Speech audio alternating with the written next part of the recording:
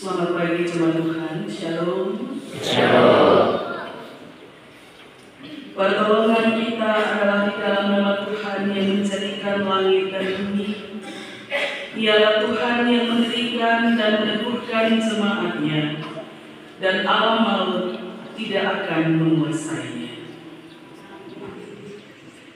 Kasih karunia dan damai sejahtera dari Allah dalam Kristus Tuhan dan Roh Kudus menyertai jemaat. Kasih karunia damai sejahtera. Akuilah Dia dalam segala lakumu, maka Ia akan meluruskan jalan. Itulah nats pembimbing yang terkutip hari ini. Jemaat Tuhan disepakati. Mulia.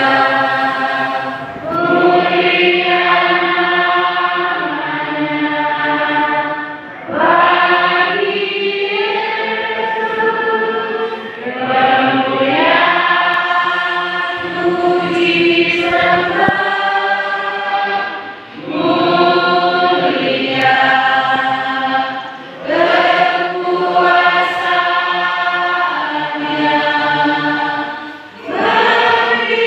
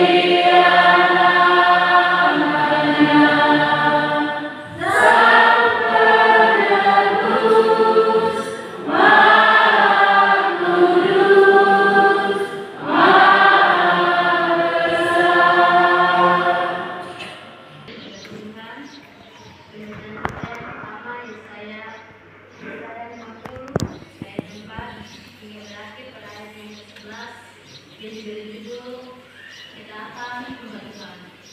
Tuhan Allah telah memberikan kepada aku tidak seorang murid,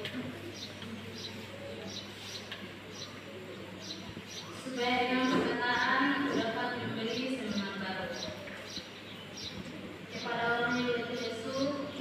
Setiap pagi dia mempertajam pendengaranku untuk mendengar seperti seorang murid. Tuhan Allah telah membuka telingaku dan aku tidak memberontak, tidak berpaling ke belakang. Aku memberi punggungku kepada orang-orang yang memukul aku dan mimpiku kepada orang-orang yang menjabut janggutku. Aku tidak menyembunyikan mukaku ketika aku dimenai dan dihindari. Tetapi Tuhan Allah menolong aku. Sebab itu aku tidak mendapat noda. Sebab itu aku menyembuhkan hatiku seperti keguguran gunung batu, karena aku tahu bahwa aku tidak akan mendapat maut. Dia yang menyatakan aku benar telah dekat. Siapakah yang berani berbantah dengan aku? Marilah kita tampil bersama-sama. Siapakah lawanku berperkara? Biarlah dia mendekat kepada aku. Sesungguhnya Tuhan Allah menolong aku. Siapakah yang berani menyatakan aku bersalah? Sesungguhnya mereka semua akan memburuk seperti pakaian yang sudah usang. Ingat akan melakukan daya. Siapa di antara kamu yang takut akan Tuhan dan mendengarkan suara hamba-Nya? Jika dia hidup dalam kegelapan dan tidak ada cahaya bersinar baginya, baiklah ia percaya kepada nama Tuhan dan bersandar kepada Allah-Nya. Sesungguhnya kamu semua yang menyalakan api dan yang memasang panah-panah api, masuklah ke dalam nyala apinya dan ke tengah-tengah panah-panah api yang telah kau pasang. Oleh karena itulah hal itu akan terjadi atasmu kalau kau berbaring di tempat siksaan. Pembacaan yang kedua, Lukas 23 ayat 26 hingga beratnya pada ayat yang ke-32 yang diberi judul Yesus dibawa untuk disalibkan. Ketika mereka membawa Yesus, mereka menahan seorang yang bernama Simon dari Kirene yang baru datang dari luar kota. Lalu diletakkan salib itu di atas bahunya supaya dipikulnya sambil mengikuti Yesus. Sejumlah besar orang mengikuti dia, di antaranya banyak perempuan yang menangisi dan mendekati dia. Yesus berpaling kepada mereka dan berkata, "Hai putri-putri Yerusalem, janganlah kamu menangisi aku. Melainkan tangisilah dirimu sendiri dan anak-anakmu. Sebab lihat, akan tiba masanya orang berkata, berbahagialah perempuan mandul yang bahunya tidak pernah melahirkan dan yang susunya tidak pernah menyusui. Maka orang akan mulai berkata kepada gunung-gunung, muncullah menimpa kami, dan kepada bukit-bukit timbullah kami. Sebab jika orang berbuat demikian dengan kayu hidup, apakah yang akan terjadi dengan kayu kering? Dan ada juga diiringi dua orang lain, yaitu dua penjahat, untuk dihukum mati bersama-sama dengan dia." Demikian jauh dari pasal menjadi dasar. Jemaat yang dikasihi dan diberkati Tuhan, menunggu bukanlah waktu yang sia-sia, karena setiap detik berharga untuk mempersiapkan diri. Jangan menyerah saat menunggu, karena setiap momen punya kenangan tersendiri. Menunggu adalah kesempatan belajar untuk bertumbuh, menjadi lebih kuat dan mapan. Menunggu adalah proses panjang yang sepadan dengan nilai sebuah perjuangan. Karena itu jangan takut menunggu, karena setiap detik membawa kejutan yang indah. Menunggu adalah waktu untuk belajar menjadi dewasa. Saat kesempatan itu datang, kamu sudah siap. Menunggu bisa membuat hati tidak sabar karena penasaran.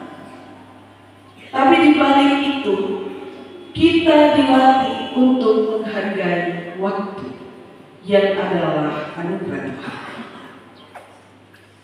Jika apa yang ada di depan membuatmu terluka, dan apa yang ada di belakangmu membuatmu kecewa, pandanglah ke atas. Ada Tuhan yang setia menjaga. Tuhan sedang melukis masa depan. Jemaat yang dikasihi dan diberkati Tuhan, hari ini waktu yang ditunggu-tunggu itu sudah tiba. Dalam kalender liturgi gerejawi, Minggu Sengsara ke-7 disebut Minggu Palmarum. Minggu di mana Yesus memasuki kota Yerusalem, menyongsong kematiannya di salib, dengan mengendarai seekor keledai muda, diiringi orang banyak yang menghamparkan pakaian maupun ranting-ranting pohon sambil berseru-seru, Hosana bagi anak Daud, diberkatilah Dia yang datang dalam nama Tuhan. Dalam tradisi gereja, termasuk di Gereja Protestan Maluku, Minggu Palmarum ini selalu dirangkaikan dengan peneguhan sikap bagi warga gereja yang dianggap sudah dewasa dalam iman, sekaligus minggu perhaliran bagi semua anggota sidih gereja yang menyatakan kesiapan hati memuliakan Tuhan dalam perjamuan kudus Jumat. Di hari ini pula ada 13.925 orang yang akan diteguhkan menjadi anggota sidih CGTN. Momen ini punya aura tersendiri. Kadang bisa bikin kita grogi, tidak tidur semalam, tegang, takut, gelisah, dan seterusnya. Kira-kira besok bagaimana? Beta bisa mengaku iman di hadapan Tuhan keseh.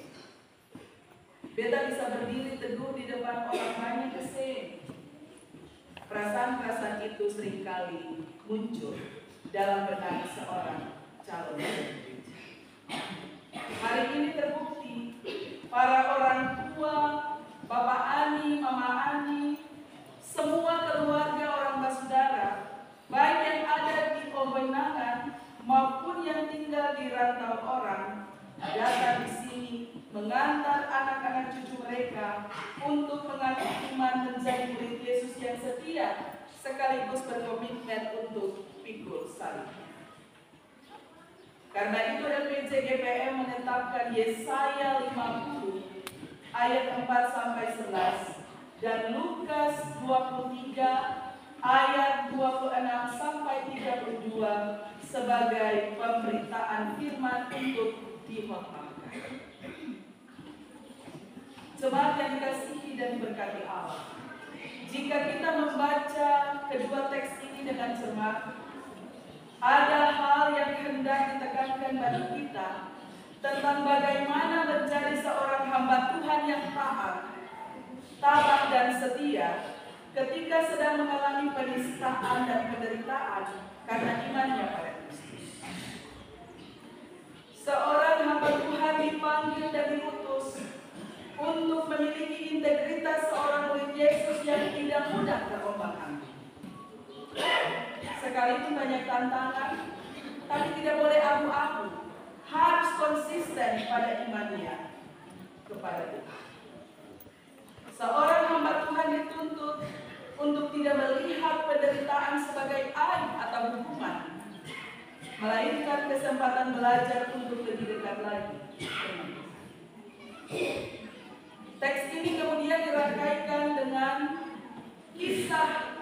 Simon dari Kirene yang memberi arah bagi gereja. Betapa mengikut Yesus itu bukan semudah orang pakai sepatu. Dalam ayat 26 dari teks Lukas berbunyi, ketika mereka membawa Yesus menuju lembah siksaan di Golgota, mereka berjumpa dengan seorang laki-laki bernama Simon dari Kirene yang baru datang dari luar kota. Lalu mereka meletakkan salib itu di atas bahunya supaya ia memikulnya sambil mengikuti Yesus. Ada sebuah catatan menarik mengenai Simon dari Kirene. Pada waktu itu, ia baru saja tiba di kota Yerusalem. Jarak tempuh antara kota Kirene dan kota Yerusalem jauhnya sekitar 1.500 km. Ibu bapak berjalan 1 kilo saja katong capek lama. 1.500 km jika ditempuh dengan berjalan kaki bisa mencapai 3-5 bulan pada waktu. Bayangkan saja Bapak Ibu, baru tiba di Yerusalem, langsung dipaksa pikul salib Yesus yang berat oleh para serdadu Romawi. Tentu sebagai manusia biasa, Simon sedang berada dalam kondisi capek, lelah, lapar. Simon sama sekali tidak menyangka bahwa ia harus dipaksa untuk pikul salib yang berat itu. Ditambah lagi jarak tempuh dari tempat di mana Yesus terjatuh ke Golgota itu mencapai 600 km dengan kondisi jalan yang terjal atau berliku. Atau bisa bayangkan saja ini Pak. Kira-kira dalam kondisi lapar, dalam kondisi haus, dalam kondisi lemah, atau disuruh lagi seperti itu, bagaimana ketemu perasaan sebagai manusia?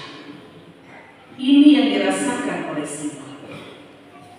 Simon sama sekali tidak menyangka bahwa ia harus pikul salib Yesus yang bukan bebannya. Simon berpikir, beta ini orang paling sial di dunia. Masa dalam kondisi lelah lapar, mungkin beta mau istirahat, tapi kok beta didesak untuk harus pikul salib? Mau melawan, mau memberontak, sebisa. Pasti akan dibunuh oleh massa pada waktu itu. Dalam hatinya Simon bertanya-tanya, mengapa harus beta dan bukan yang lain Tuhan? Bukankah ada ribuan orang yang mengiringi Yesus menuju Golgota pada waktu itu? Mengapa harus beta yang pikul beban orang lain? Salib itu bukan beta punya. Pikiran itu lahir karena Simon belum menyadari bahwa ia sedang berjumpa dengan Juru Selamatnya.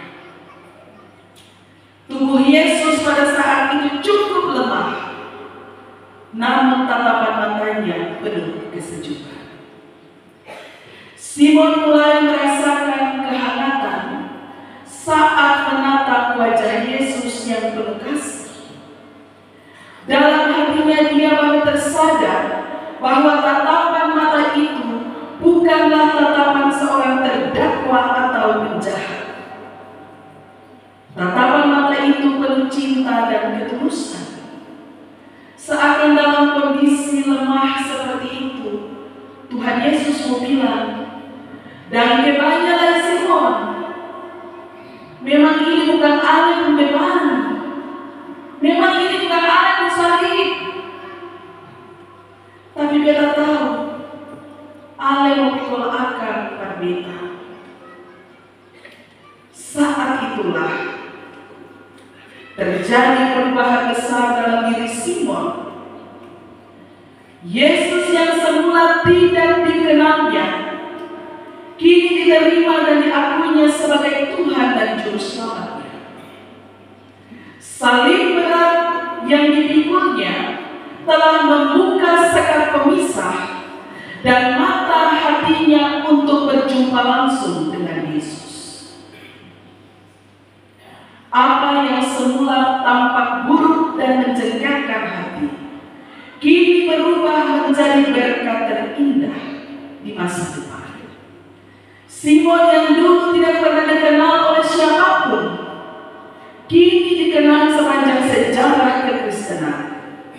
Namanya dicatat dalam kitab kehidupan sebagai tokoh yang memikul salib Yesus dalam keadaan lapar, letih, tanpa menolak. Jemaat yang diberkati Tuhan, hiduplah dengan karakter. Jangan berubah hanya karena ingin disukai orang. Sebuah pepatah Jepang berbunyi, Nana Korobi Yaoki, yang artinya jatuh 7 kali, bangkit 8 kali. Mari belajar dari tokoh Simon dari Kirene yang mengalami perubahan besar saat berjumpa dengan Yesus di tengah tantangan. Pikul salib itu tidak mudah. Butuh komitmen iman yang tidak main-main. Jatuh, harus bangkit lagi. Gagal, harus coba lagi. Jangan mudah putus asa karena takut terlambat. Sebab di ujung jalan sana Tuhan menyediakan pelangi bagi. Maknailah bahwa mengaku iman sebagai murid Yesus dan siap pikul salibnya bukanlah sebatas kata-kata atau janji-janji palsu. Janji tinggal janji, parlente jalan terus. Melainkan harus terwujud dalam tindakan yang laku. Ingat, buah dari ingkar janji di hadapan Tuhan adalah bencana. Melepaskan salib Kristus demi memburu nafsu adalah malapetaka. Semua jalan menuju masa depan akan tertutup bagimu. Semua berkat yang pernah kau gapai akan diambil daripadamu jika engkau melepaskan Kristus. Saudara jemaat, di tanggal 3 April kemarin, ke-18 calon anggota SIDI ini telah diuji dalam ujian gereja. Kami menguji mereka dengan berbagai pertanyaan. Salah satunya tentang, siapkah engkau pikul salib Yesus? Jika sudah diteguhkan menjadi anggota SIDI Gereja Protestan Maluku, apa yang akan kau lakukan ke depan nanti? Jika ada tawaran menggiurkan, bagaimana keputusanmu? Ingin berjalan bersama Yesus teruskah? Ataukah berhenti karena pasrah pada takdir? Semua berlomba-lomba menjawab, kami siap pikul salib Yesus. Bahkan ada yang bilang, kalau beta selesai SIDI, beta mau jadi pengasuh sekolah minggu, beta mau jadi pengurus unit, beta mau jadi pengurus wadah, beta mau terus berjalan bersama Yesus. Tapi pertanyaan balik, akankah janji-janji itu bisa ditepati? Akankah spiritualitas Simon dari Kirene yang bersedia pikul salib Yesus meskipun dalam keadaan lelah dan lapar bisa menjadi spiritualitas ke-18 calon SIDI GPM ini? Jawabannya belum tentu, karena perjalanan masih panjang. Hidup ini misteri. Kita tidak pernah tahu besok, lusa, dan seterusnya tantangan apa yang datang mendera pergumulan kita.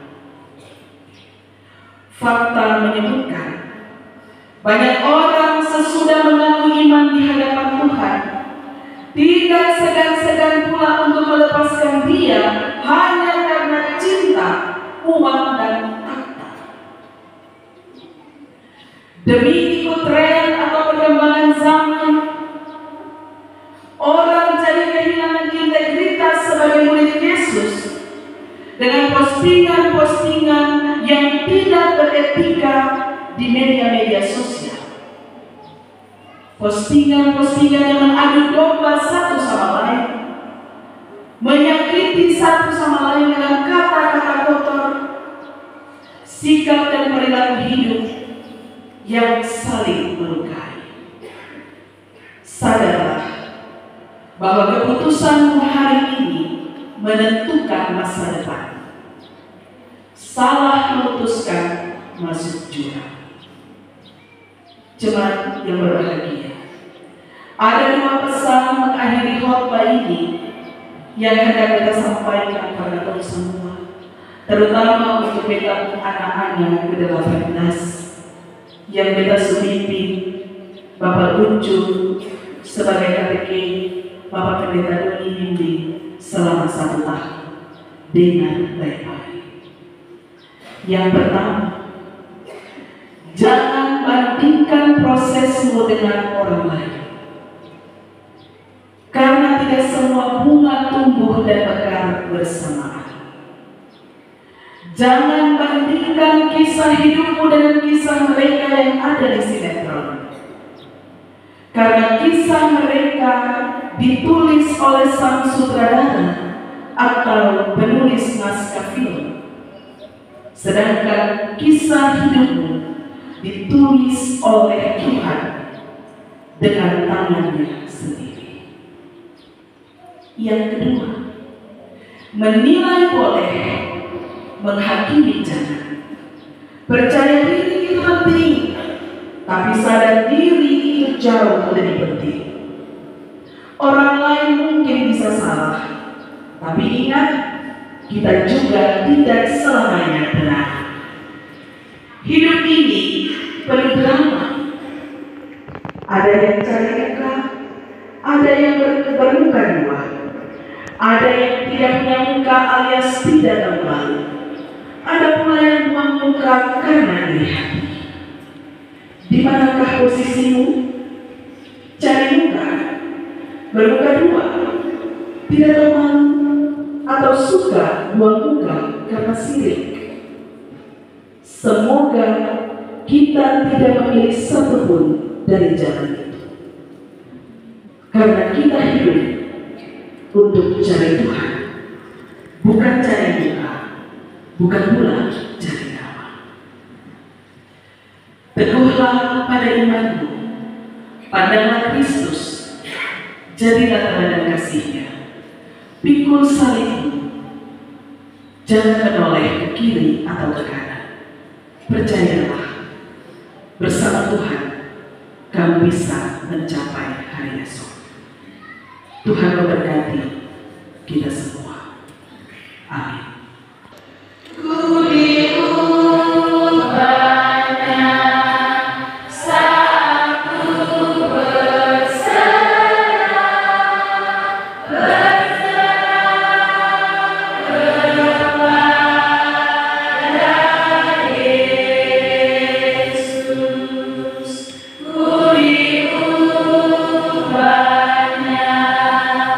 Hingga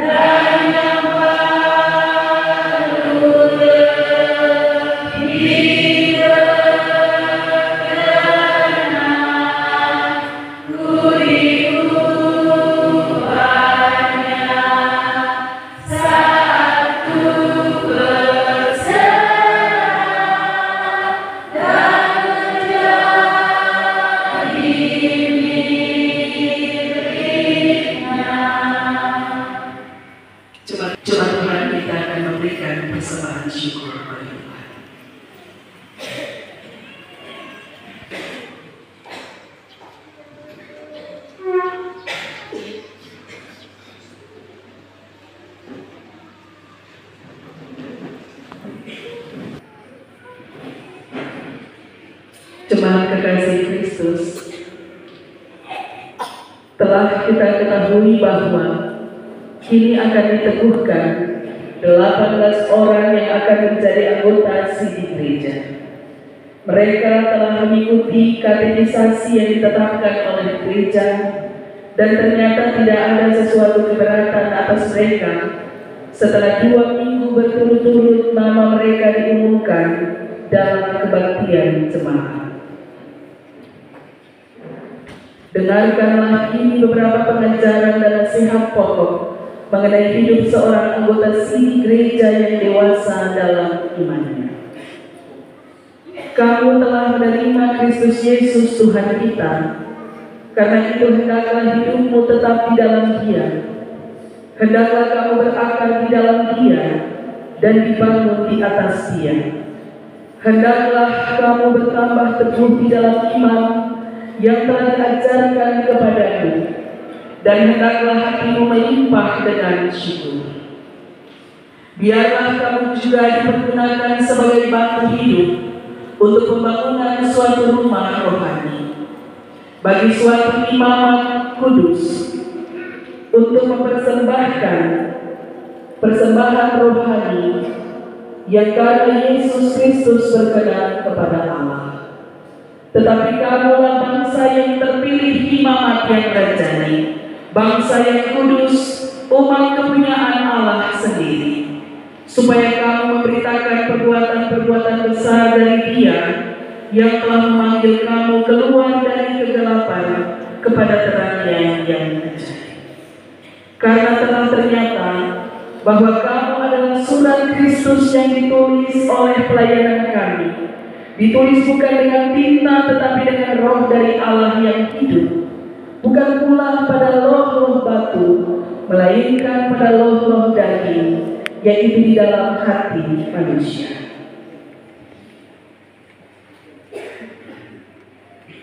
Selanjutnya, hendaklah tiap-tiap orang tetap hidup seperti yang ditetapkan Tuhan baginya, dan dalam keadaan seperti waktu Dia dipanggil Allah.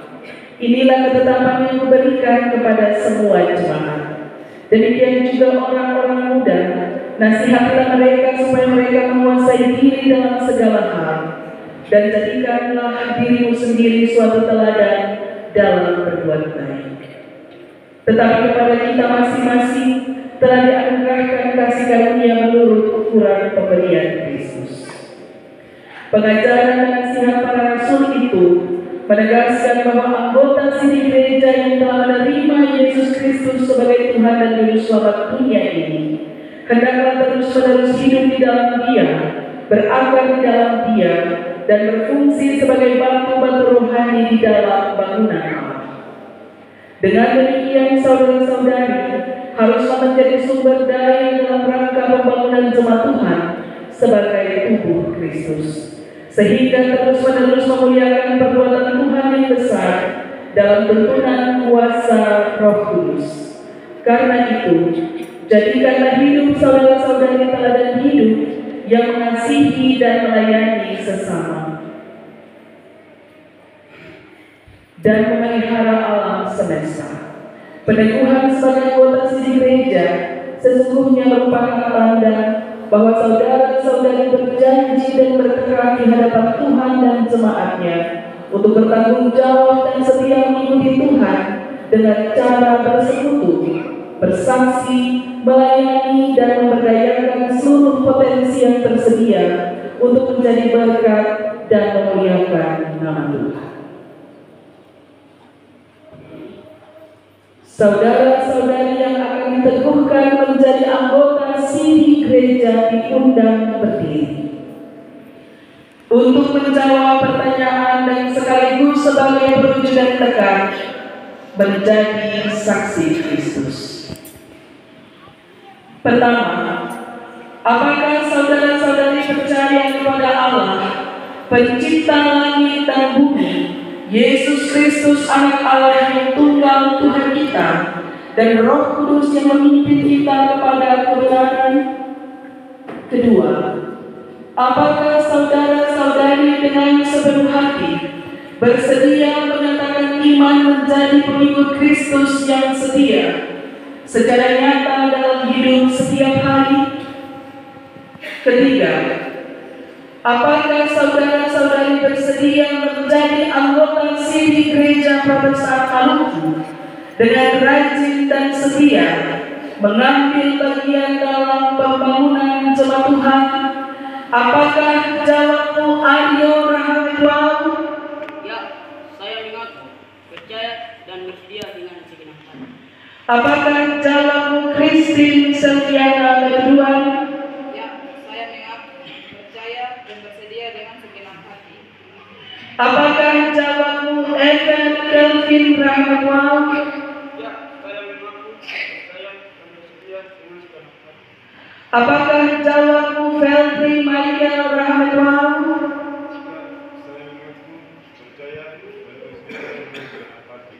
Apakah jawabmu Kendiana Mariana? Ya, saya mengaku, percaya dan bersedia dengan segenap hati. Apakah jawabmu Rosmiana Berduan? Apakah jawabmu Renanda Berduan?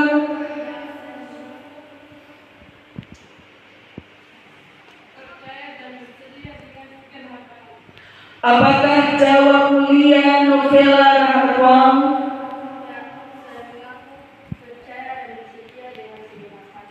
Apakah jawabmu Magdalena Lenora Mariana?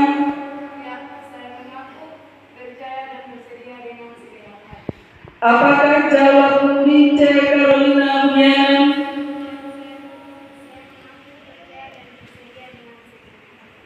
Apakah jawabmu Noni Analis Rahwani?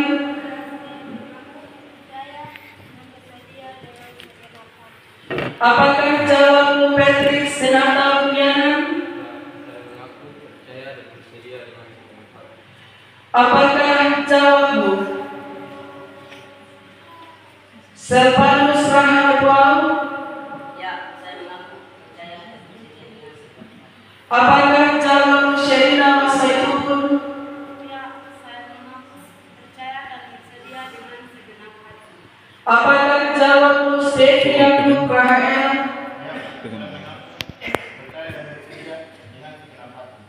Apakah jawabmu Michelle Nanda Mariana?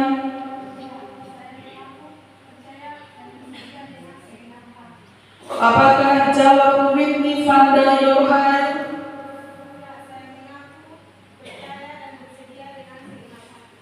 Apakah jawabmu Yaneke Rahmatullah?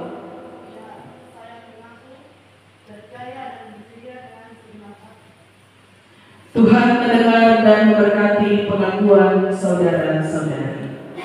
Jemaat Tuhan dimohon berdiri. Berdasarkan pengakuan dan kesediaan saudara-saudari, maka selaku hamba Yesus Kristus, saya meneguhkan saudara-saudari menjadi anggota siri Gereja Protestan Maluku di dalam nama Allah Bapa, Anak, dan Roh Kudus. Oh Tuhan pengasih,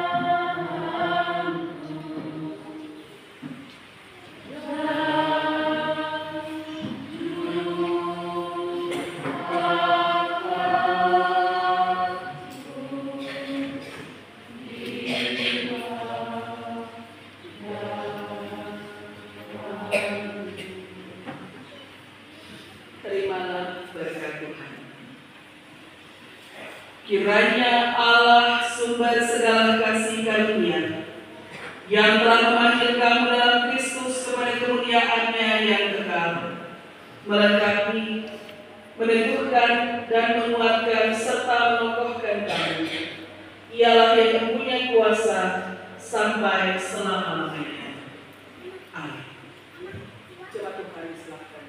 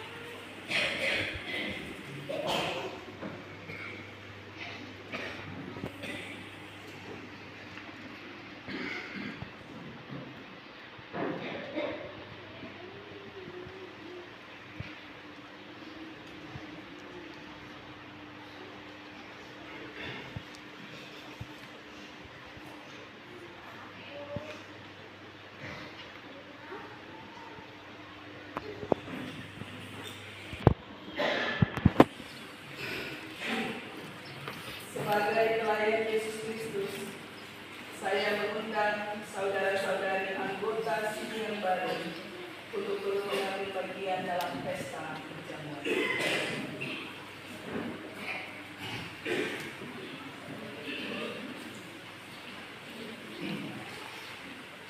Jemaat kekasih Tuhan, karena saudara-saudari telah mendengar pengakuan iman mereka, maka terimalah mereka dalam kasih dan pelayanan, karena kita adalah satu dalam Tuhan.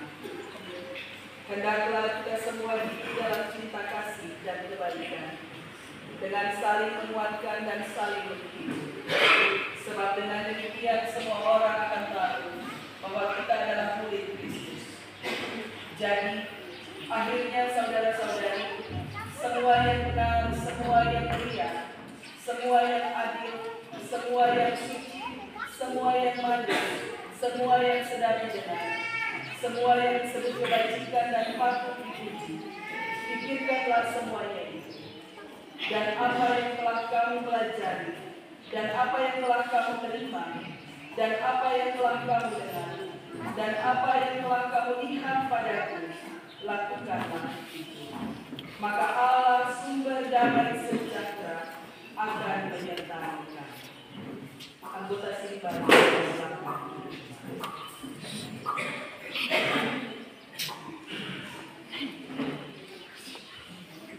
pergumulan mereka ditempa dan dibina pada pendidikan formal gereja jenjang katekisasi. Sesungguhnya mereka banyak mengalami tantangan. Mereka juga telah dididik dan dibina untuk menjadi murid Yesus yang setia. Maka biarlah Tuhan Allah memberkati perjalanan mereka selanjutnya. Jangan iman mereka terombang-ambing hanya karena tergiur dengan hasrat sesaat, melainkan mata hati mereka terarah pada salib Kristus dengan tidak mudah melepaskan Engkau. Apapun kondisi itu, mereka tetap setia di jalan. Terima kasih untuk Papa dan Mama